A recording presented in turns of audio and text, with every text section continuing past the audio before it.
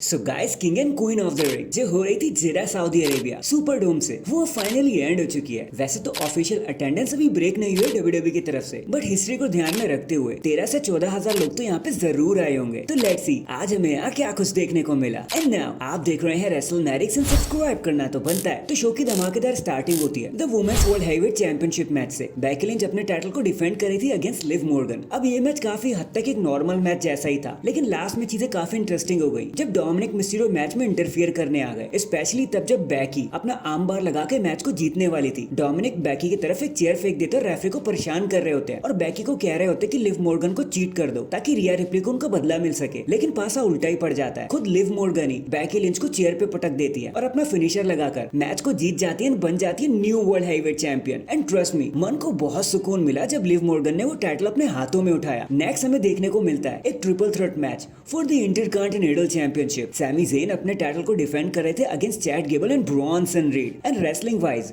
एक बात तो कहनी पड़ेगी, ये नाइट का सबसे बेहतरीन मैच निकल कर आया। फिर चाहे ट्रिपल पावर बॉम्ब हो या फिर चैट गेबल का ट्रिपल सुप्लेक्स, देखने में बड़ा मजा आया। बट चीजें हाई तो तब हो गई जब चैट गेबल के कहने पर ओटिस ने रीड को मारना शुरू कर दिया। बट जब चैट ने कहा कि चल इसे तो मार दिया, अब सैमी ज़ेन को भी मारो, तो ओटिस उन्हें मारते नहीं है बल्कि रुक जाते हैं। लेकिन चैट गेबल के ज्यादा फोर्स करने के बाद ओटिस कहते हैं ठीक है मैं मारता हूँ, लेकिन तभी सैमी ज़ेन वहां से हट जाते हैं और ओटिस की टक्कर हो जाती है सीधा चैट गेबल पे। सारे बंदे शॉक हो जाते कि भाई ये क्या हो गया, और इसी सरप्राइज का फायदा उठाकर सैमी ज़ेन एक लूवर किक लगा देते ब्रॉन्सन रीड के ऊपर एंड अपने टाइटल को रिटेन कर लेते हैं एंड सबके साथ सेलिब्रेट करते हैं। एंड चैट गेबल तो ओटिस को ऐसे देख रहे होते कि बेटा आज मैं तुझे खा ही जाऊंगा, बट स्टिल सैमी ज़ेन तो जीत गए। इसके बाद वेड बैरेट के हाइप प्रोमो के बाद हमें क्वीन ऑफ द रिंग का फाइनल्स मैच देखने को मिलता है, जहां पर लैरा वेलकारिया लड़ रही होती है नाया जैक्स से। अब क्योंकि देखो यहाँ पे चीजें काफी डिफरेंट हो रखी थी, नाया जैक्स को कोई पसंद करता नहीं था और लैरा वेलकारिया के साथ कोई फैमिलियर भी नहीं था, तो ये मैच ऐसे ही निकल गया, लोगों को ज्यादा पसंद भी नहीं आया।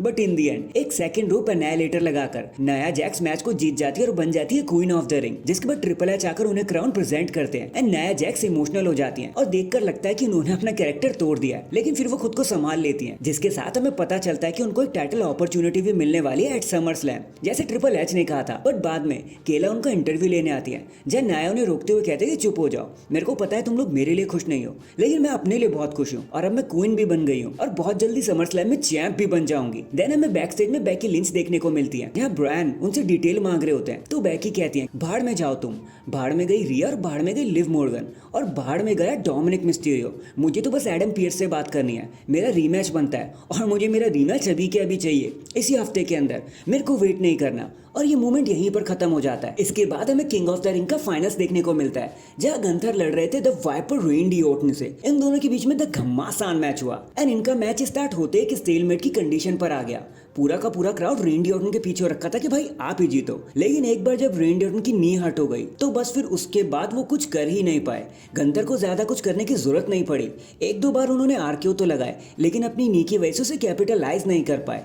लेकिन फिर तभी गंथर ने उनको सरप्राइज पिनिंग कॉम्बिनेशन में, मतलब क्रूसिफिक्स पिन में फंसा लिया और 1 2 3 भी कर दिया। हालांकि वो पिन पूरी तरीके से क्लियर नहीं था, एक कंट्रोवर्सी में मैच खत्म हुआ, लेकिन गंथर जीत गए। जिसके बाद ऑर्टन को रेफरी ले जाते हुए नजर आते हैं, होप बस वो इंजर्ड ना हो गए हो। खैर ट्रिपल एच गंथर के पास आते हैं, उनको क्राउन करते हैं और उनका हाथ ऊपर खड़ा करते हैं, जिसके बाद गंथर का एक शॉर्ट इंटरव्यू होता है और गंथर कहते हैं कि आप सब क्या बोल रहे हो, यू डिजर्व इट, मुझे पता है मैं क्या डिजर्व करता हूँ क्या नहीं करता, ये मेरा बिजनेस है आप लोगों का नहीं। और आज खुद एपेक्स प्रेडेटर भाई मेरा शिकार बन गया और ये मूवमेंट यहीं पर एंड हो जाता है जब गंथर बोलते हैं कि अब मैं समर स्लैम में वर्ल्ड चैंपियनशिप के पीछे जाऊंगा। एंड वेल मेन इवेंट पर जाने से पहले let's talk about the pre show, जहां Jade Cargill and Bianca Belair ने अपने टैग टीम टाइटल्स को डिफेंड किया था against Indi Hartwell and Candice LeRae. बताने के लिए यहाँ कुछ खास है नहीं, क्योंकि बड़े प्यार से जेड एंड बियंका अपने मैच को जीत जाते हैं और टाइटल को रिटेन कर लेते हैं। और अब ये सारी चीजें लीड करती है हमें हमारे मेन इवेंट की तरफ, जहाँ कोडी रोड्स अपनी अनडिस्प्यूटेड चैंपियनशिप को डिफेंड कर रहे थे against the US champion the Maverick Logan Paul, एक चैंपियन वर्सेस चैंपियन मैच में। एंड मैच स्टार्ट होते ही ये काफी ज्यादा स्लो रहा, बट जैसे इसने पेस पकड़ना शुरू किया तो भाई मजा ही आ गया। यहाँ तक कि लोगन पॉल ने ब्रास नक्कल का भी यूज किया, जिस पर माइकल कोल ने रोकते हुए कहा कि भाई तुमने तो प्रॉमिस किया था, तो लोगन पॉल कहता है भाई बाहर में गया गया प्रॉमिस और उन दोनों के बीच में बहस हो जाती है, बट फाइट कैरी ऑन होती है। एक बार लोगन पॉल काउंट आउट होते होते बच जाते हैं क्योंकि कोडी रोड्स मना करते हैं, नहीं मुझे काउंट आउट की मर्जी से नहीं जीतना, मैं अपनी मेहनत से जीतना चाहता हूँ। जिसके बाद लोगन पॉल कोडी रोड्स को अनाउंस टेबल पर पटक देते हैं, थर्ड रूप से कूद जाते हैं उनके ऊपर जैसे वो रोमन रेस पर कूदे थे, एंड यहाँ तक कि लो ब्लो भी लगा देते हैं उनके ऊपर। लेकिन जब लोगन पॉल को लगा कि मैं जीतने वाला हूँ और वो अपना वन लकी शॉट लगाने वाले थे, तो सऊदी अरेबिया के गेस्ट इब्राहिम उनका पैर पकड़ लेते हैं कि भाई मैं तुम्हें ऐसा नहीं करने दूंगा। और बस इसी हेजिटेशन का फायदा उठाकर कोडी रोड्स एक ट्रिपल क्रॉस रोड्स लगा देते हैं उनके ऊपर और मैच को जीत जाते हैं एज एक्सपेक्टेड, और किसी का रिटर्न भी नहीं होता। एंड डैंग, इसी के साथ हमारा Saudi Arabia king and queen of the ring यहीं पर एंड हो जाता है। वैसे आपका शो के बारे में क्या कहना था कमेंट करके जरूर बताना, एंड चैनल पर नया है तो चैनल को जल्दी से लाइक एंड सब्सक्राइब कर दो। बाकी मैं मिलता हूँ आपसे किसी और अपडेट के साथ, तब तक के लिए अपना ख्याल रखें और खुश रहें।